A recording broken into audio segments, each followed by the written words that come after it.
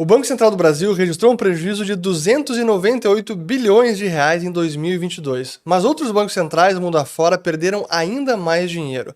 Como isso acontece e será que um banco central pode quebrar? É isso que a gente vai responder neste vídeo.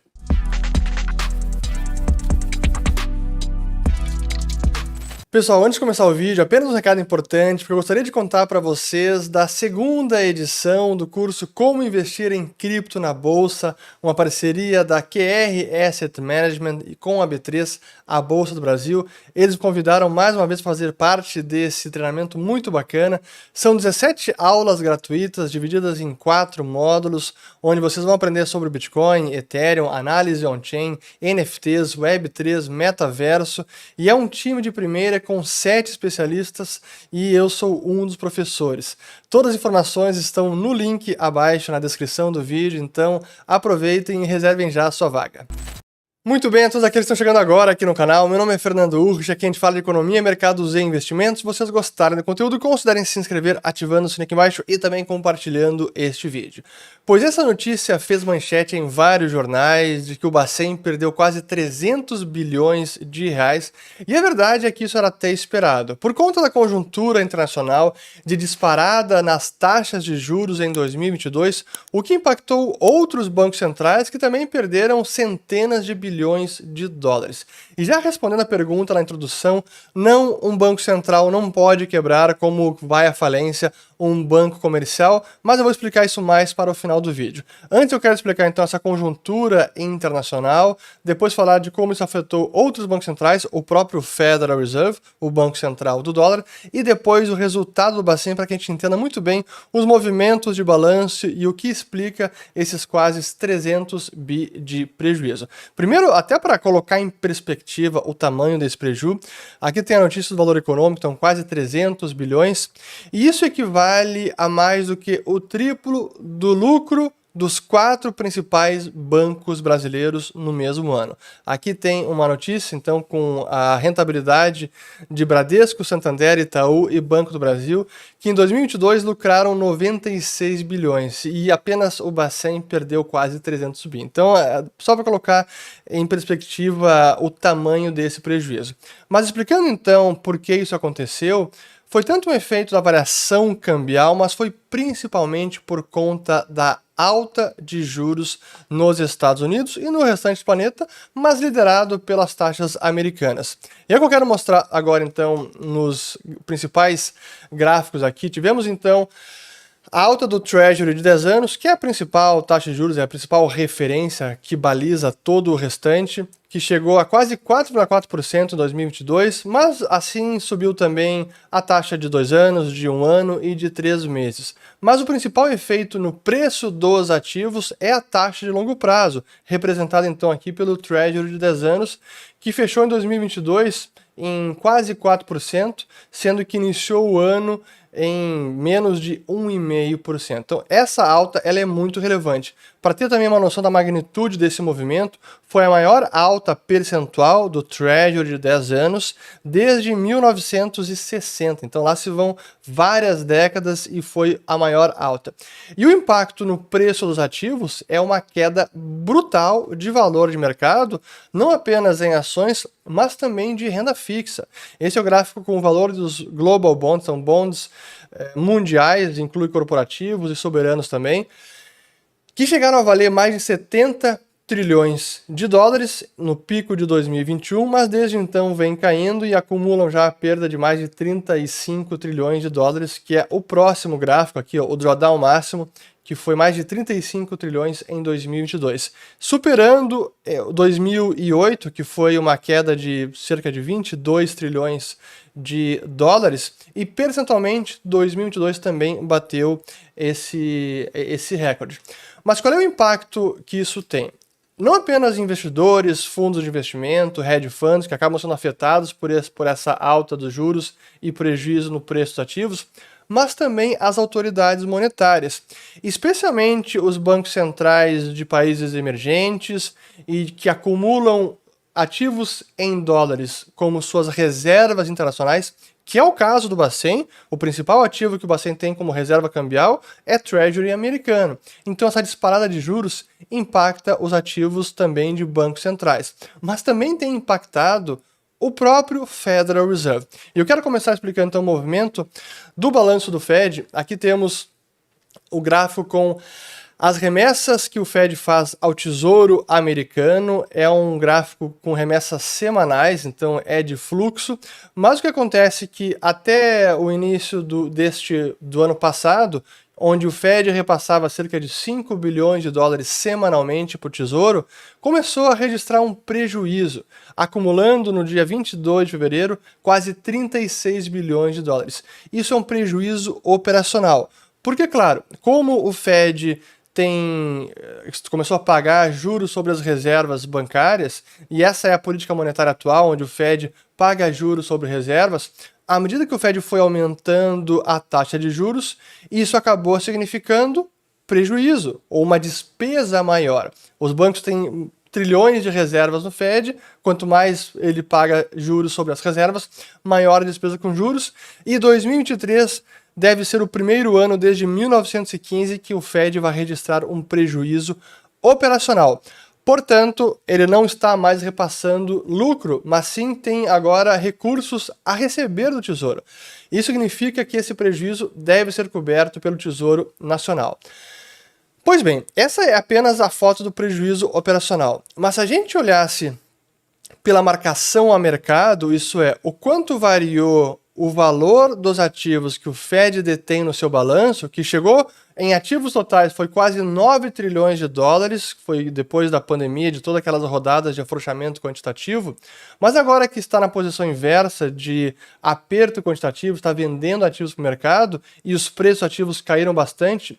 Se o Fed marcasse a mercado o valor dos seus ativos, o prejuízo seria mais de 1,1 trilhão de dólares. Aqui tem neste último balanço que foi divulgado pelo Fed, datado de setembro de 2022. Ainda não temos o resultado de agora, mas certamente aumentou porque tivemos mais altas de juros e, portanto, mais queda no preço dos ativos. Mas é curioso porque o Fed é um dos poucos bancos centrais do planeta, se não dos únicos, que não faz marcação ao mercado. Então, esse prejuízo contábil não está registrado no seu balanço, mas é importante notar o tamanho desse prejuízo.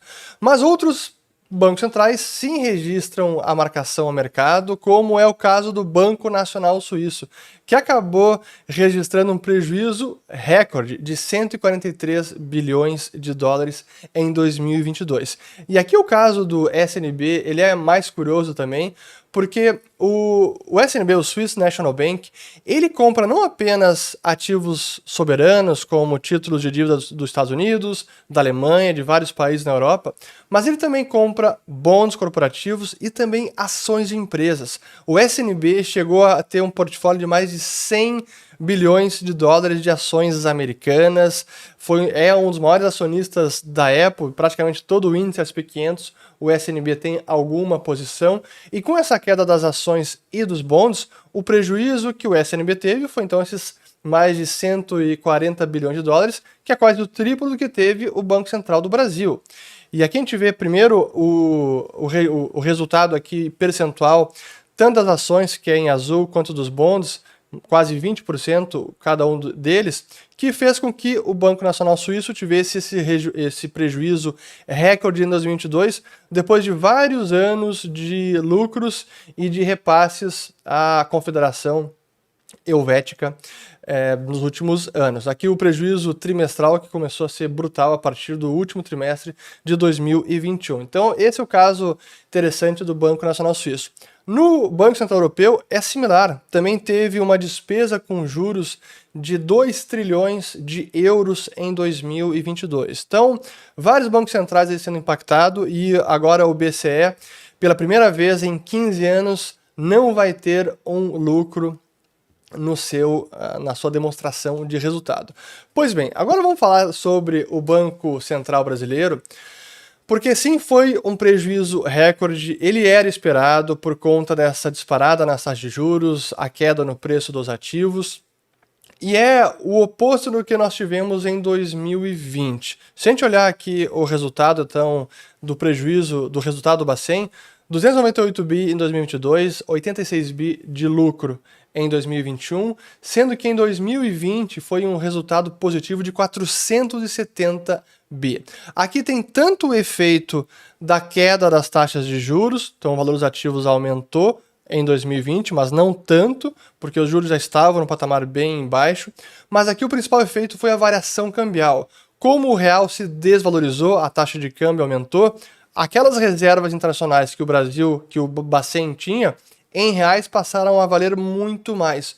Por isso essa disparada. Mas vale notar que nos anos anteriores, o resultado foi mais ou menos em linha nesse mesmo patamar de 86 bi, 45, 77, sendo que em 2015 a variação cambial foi até maior do que 22 percentualmente. Deixa eu até colocar aqui a nossa taxa de câmbio, aqui ó, 2022, até coloquei em candles, em velas anuais. 2015, a taxa de câmbio subiu 49%. Em 2020, subiu 29%. Chegou até a bater quase 46%, que o câmbio foi quase 6%, mas fechou o ano com 29%. Em 2021, alta de 7%. E em 2022, queda na taxa de câmbio de 5%. Mas por que a gente não viu no resultado do Bacen em 2015 o que teria sido um lucro também recorde? Porque até então havia aquele artifício da equalização cambial, que é uma forma de registro contábil do impacto da variação cambial no balanço do Bacen, que foi alterada a partir de 2019 e passou a valer em 2020.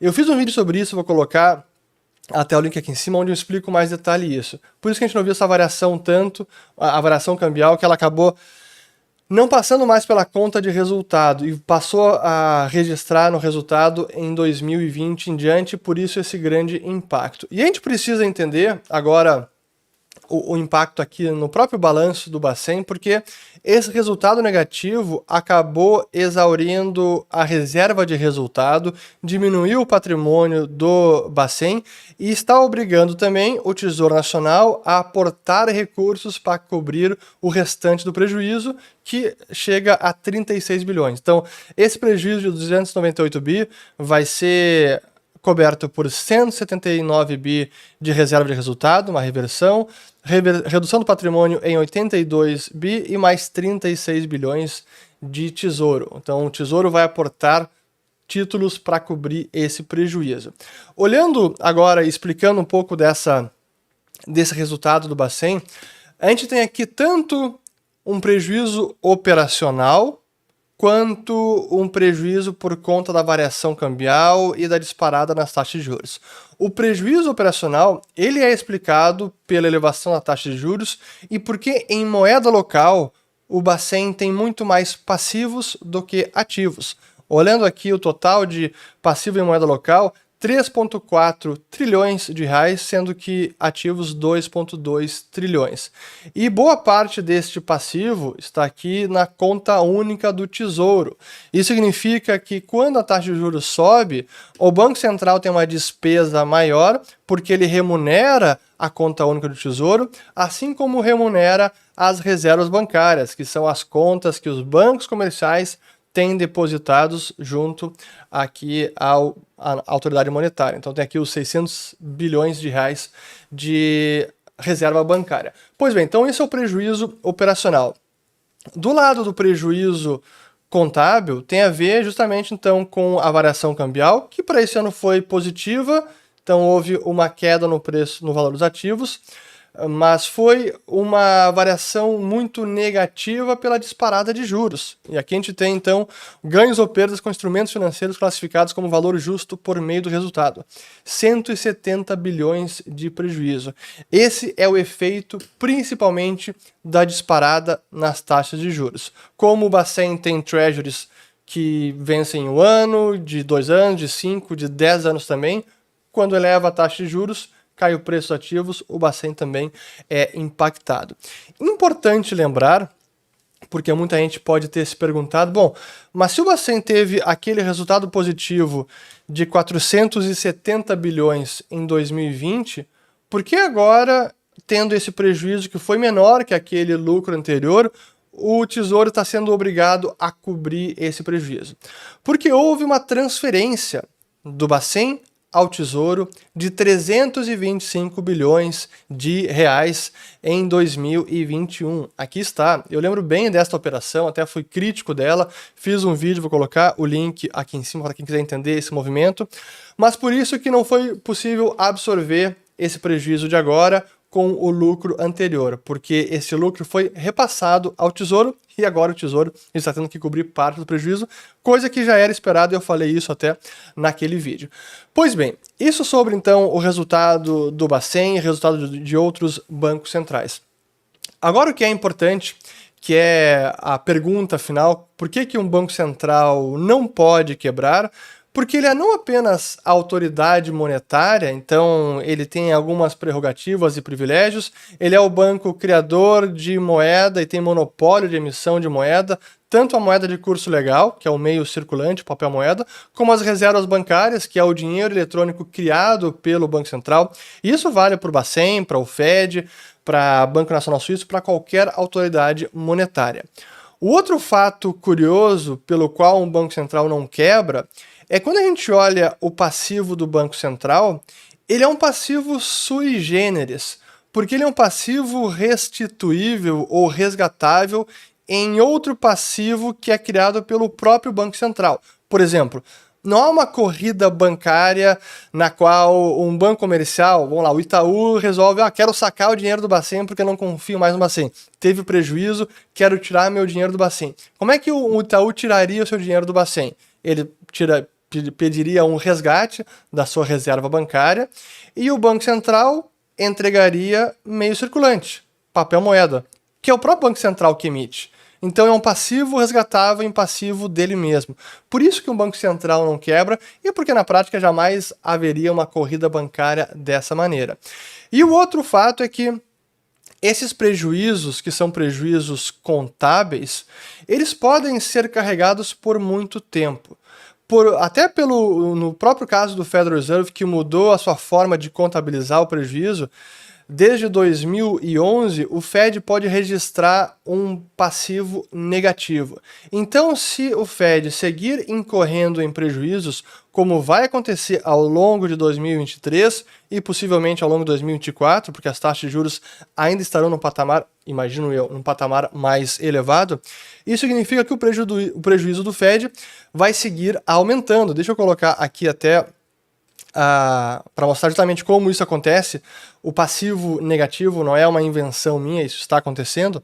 Aqui temos o passivo do Fed nessa última semana de 22 de fevereiro. Aqui então, passivos, repasses ao Tesouro Americano está em 36 bilhões de dólares negativos. E essa conta vai seguir aumentando. Então o Fed vai seguir registrando um passivo negativo.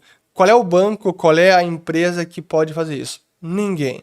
E no limite, no caso brasileiro, por exemplo, se incorrêssemos em mais prejuízos, por lei o Tesouro precisa aportar títulos dele mesmo para cobrir esse prejuízo. Mas o Bacen poderia carregar esse prejuízo ad eternum, porque ele simplesmente não tem nenhuma obrigação de ter um lucro contábil para manter a sua operação. Ele é um criador de moeda. Ele é a única empresa, a única instituição capaz de criar moeda e, portanto, ele pode simplesmente comprar ativos, pagar funcionários, comprar equipamentos, computadores, imóveis, criando moeda do nada, porque é assim que bancos centrais operam.